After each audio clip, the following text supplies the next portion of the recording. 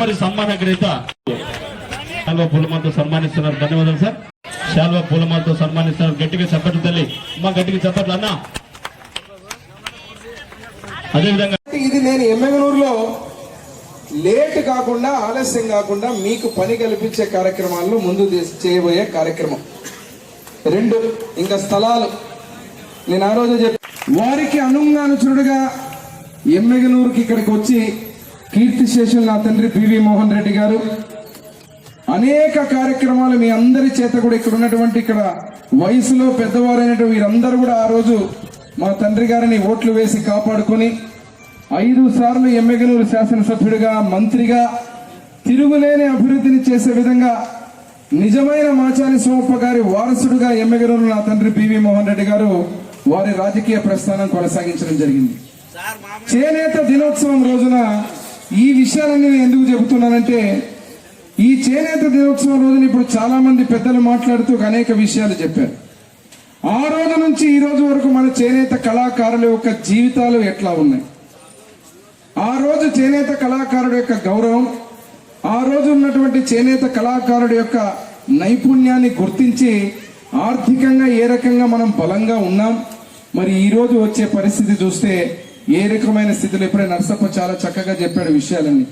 ఎటువంటి పరిస్థితి నేను మళ్ళీ రాజకీయానికి వచ్చినప్పుడు ఇదే చోట ఇదే గడ్డ మీద మీ ముందర నిలబడి చాలా మంది కొంతమంది వచ్చారు, కొంతమంది రాలేదు.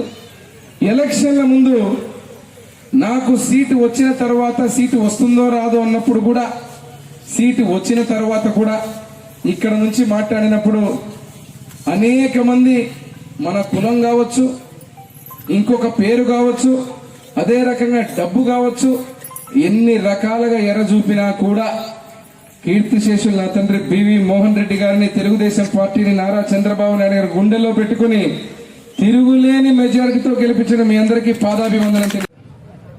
మీరు ఏదైతే మగ్గం మీద మీ కష్టంతో మీ కళతోటి మీరు నేసిన తర్వాత ఈ రేటుకు తగ్గట్టు వాళ్ళకు కూడా రేటు తగ్గడం లేదు, ప్లస్ రెండవది మీకు కూడా గిట్టుబాటు కావడం లేదు. ఎవరు బాగుపడుతున్నారంటే మీ కళతోటి మీరు చీరలు గీరలు బ్రహ్మాండంగా నేసిన తర్వాత మార్కెట్లో వేరే పేర్లు పెట్టుకుని వాళ్ళ బ్రాండ్లు పెట్టుకుని 50,000కు 40,000కు 60,000కు వాళ్ళు అమ్ముకుంటున్నారు. మనకు మాత్రం ఇచ్చేదంత 5,000, 4,000, 3,000 కదా.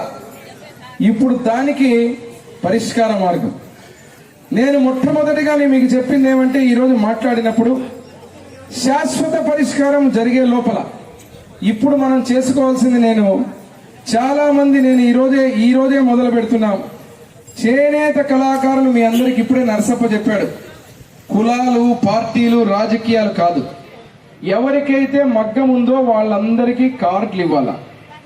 ఆ కార్డులు ఇచ్చిన తర్వాత ఏమవుతుంది, చేనేత కార్డులు ప్రతి ఒక్క పథకానికి ప్రతి ఒక్క కార్యక్రమానికి మీరు చేనేత కళాకారులు అర్హులవుతారు. ఆ కార్డులు మీకు ఇవ్వనప్పుడు ఏ పథకం వచ్చినా ఏ పేరు పెట్టినా మీకు మాత్రం అవి చేరవు మీ చేతికి.